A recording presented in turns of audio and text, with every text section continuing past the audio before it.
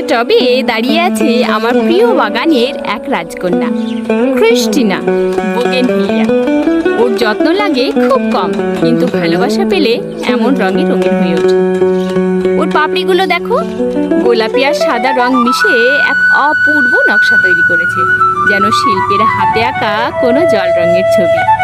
গ্রীষ্ম হোক বা শীত, ছাদের রোদে দাঁড়িয়ে ও তার মতো করে জীবনকে উদযাপন করে।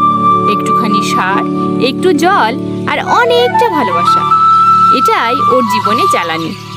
এই টবটা শুধু মাটি নয়, এখানে আটকে আছে আমার যত্ন, আমার ধৈর্য আর প্রতিদিনকার গল্প।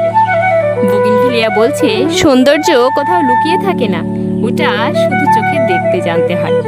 ড্রিম গার্ডেন নদিয়া, যেখানে গাছ মানেই প্রাণ।